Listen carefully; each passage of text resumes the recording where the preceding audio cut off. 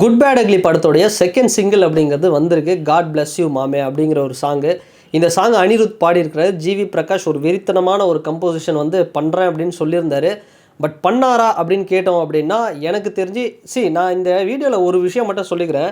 நிறைய அஜித் சார் ஃபேன்ஸே வந்து என்ன சொல்லியிருந்தாங்கன்னா, நான் வந்து ஒரு விஜய் ஃபேனு, அதனால் வந்து வேணும்னே பாட்டு நல்லா இல்லை அப்படின்னு வந்து சொல்லியிருந்தேன் அப்படின்னு. இப்போவும் சொல்கிறேன், ஒரே ஒரு விஷயம் ஹானஸ்ட்டாக சொல்லணும் அப்படின்னா, குட் பேட் அக்லியில் இது வரைக்கும் 2 சாங் வந்திருக்கு. பட் ஃபஸ்ட்டு சாங் வந்து பார்த்தோம் அப்படின்னா நான் ரொம்ப எதிர்பார்த்தேன். பட் சாங் வந்து ஆவரேஜாக இருக்குது. பட் அந்த சாங்கை ஸ்க்ரீனில் பார்க்கும்போது இன்னும் பெட்டராக இருக்கும் அப்படின்னு வந்து எனக்கு தோணுது. பட் செகண்ட் சாங் பார்த்தோம் அப்படின்னா நான் ரொம்ப எதிர்பார்த்தேன். ஃபஸ்ட்டு சாங்கை விட சூப்பராக செகண்ட் சிங்கிள் வரும்னு. பட் செகண்ட் சிங்கிள் கொஞ்சம் ஒரு சில இடத்துல வந்து சொதப்பிருக்கு. அது எது அப்படின்னு பார்த்தோம் அப்படின்னா, அந்த சாங் வந்து எப்படி ஆரம்பித்து எப்படியோ போகுது. பட் ஓகே, ஏதோ ஓரளவுக்கு பரவாயில்ல அப்படிங்கிற மாதிரி இருந்தாலும் அதில் அந்த கல்யாண் மாஸ்டர் கோரியோகிராஃப் பண்ண அந்த ஒரு ஸ்டெப்ஸ் அப்படிங்கிறது எனக்கு வந்து கண்டிப்பாக எனக்கு சாட்டிஸ்ஃபேக்ஷனாக இல்லை. ஸோ இந்த மாதிரி எப்படி சொல்கிறது, சிலுவை போடுறதா இருக்கட்டும், இந்த மதங்களை பேஸ் பண்ணி இந்த மாதிரியான விஷயங்களை வந்து பண்ணுற அந்த ஒரு இது வந்து ஒரு சிக்னேச்சராக இருக்கும் அப்படின்னு பண்ணாங்க. எனக்கு தெரிஞ்சு அது சிக்னேச்சராக பெருசாக ஒர்க் அவுட் ஆகலை. மேபி அதுவும் வந்து ஸ்க்ரீனில் ஒர்க் அவுட் ஆகலாம் அப்படின்னு தான் வந்து தெரியணும். ஏன்னா அந்த பாட்டில் வந்து ரேப் இருக்குது, அதர் போர்ஷன்ஸ் இருக்குது. ஸோ அதெல்லாம் வெயிட் பண்ணி பார்த்தா மட்டும்தான் தெரியும்.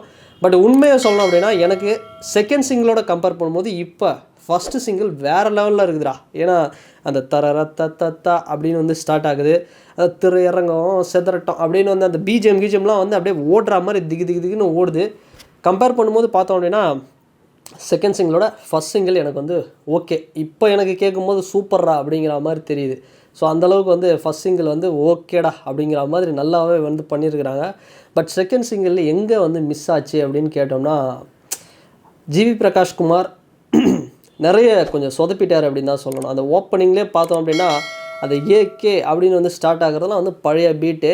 பட் ஓகே தான், செலிப்ரேஷன் பண்ணுற அளவுக்கு இருக்குது. பட் இன்னும் பெட்டராக பண்ணியிருக்கலாம். அவ்வளோ சூப்பராக ஒரு ஜெயில் செட்டப்பை போட்டு நான் ரொம்ப எதிர்பார்த்தேங்க ஜெயில் சாங் அப்படின்னு.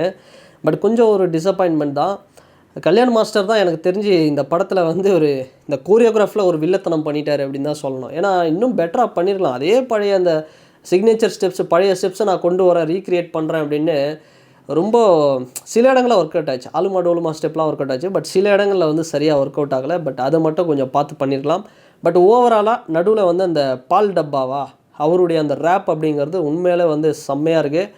பட் அது கூட என்ன எப்படி விஷுவல் பண்ணியிருக்கிறாங்க அப்படிங்கிறத வந்து பார்க்கணும். பட் ரேப் செம்மையாக இருக்குது. நடுவில் வந்து ஊருக்குள்ளே கூப்பிடுவாங்க என்ன அப்படின்னு சொல்லும்போது ஏகே சார் வந்து அப்படியே ஏய் அப்படிங்கிற மாதிரி குரல், அதெல்லாம் வந்து உண்மையாகவே செம்மையாக இருக்குது. பட் ஸ்டெப்பு மட்டும், டான்ஸை மட்டும் இன்னும் கொஞ்சம் பார்த்து பக்காவாக பண்ணியிருக்கலாம்.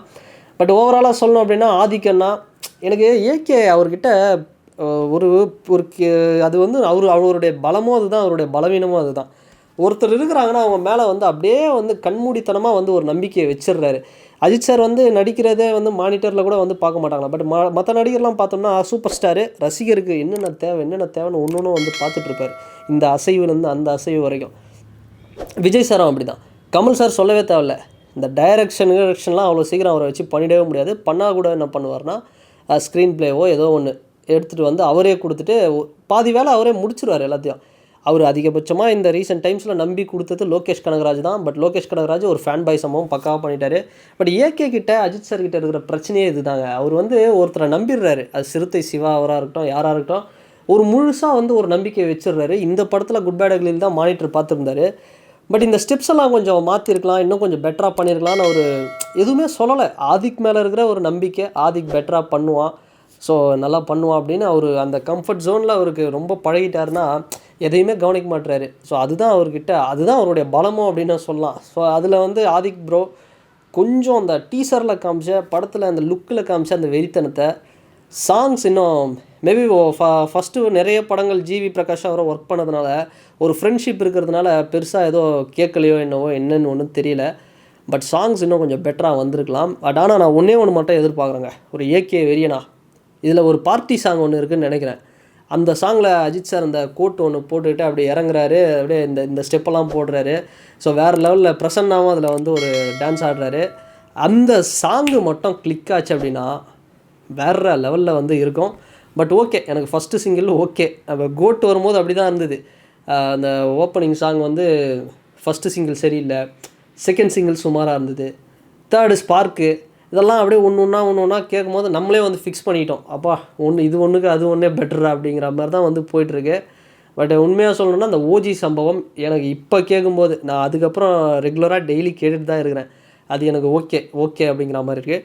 செகண்ட் சாங் மேபி விஷுவலாக பார்க்கும்போது இன்னும் நல்லா கனெக்ட் ஆகும்னு நினைக்கிறேன்.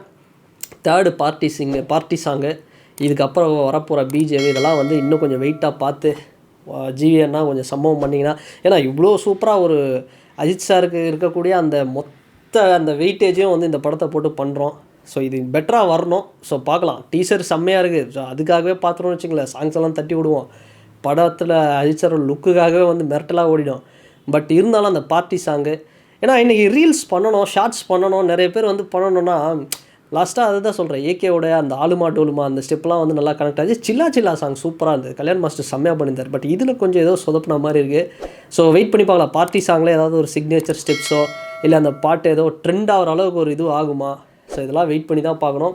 So good bad ugly countdown start ஆயிடுச்சு. ஏப்ரல் 10 நம்மளுடைய திருவிழா. இது வரைக்கும் தமிழ் சினிமாவில் பார்க்காத அளவுக்கு ஒரு திருவிழா வந்து நடக்க போகுது. ஹையஸ்ட் கட் அவுட்லாம் வந்து வச்சிட்ருக்குறாங்க. ஸோ ஒரு வெறித்தனமான சம்பவம் கொண்டாட போகிறாங்க அந்த படத்தை. ஸோ வெயிட் பண்ணி பார்க்கலாம். அதுக்கேற்ற மாதிரி ஒரு சாங் வந்து இன்னும் ஒரு வெயிட்டாக ஒன்று இறக்குவாங்களா அப்படிங்கிறத வெயிட் பண்ணி பார்ப்போம். அண்ட் இந்த வீடியோ பற்றின கருத்துக்கள் என்ன அப்படிங்கிறத கமெண்ட் செக்ஷனில் மறக்காமல் பதிவிடுங்க. அண்ட் வேறு ஒரு வீடியோவில் வேறு ஒரு கான்டென்ட்டில் நான் உங்களை பார்க்குறேன். பாய்.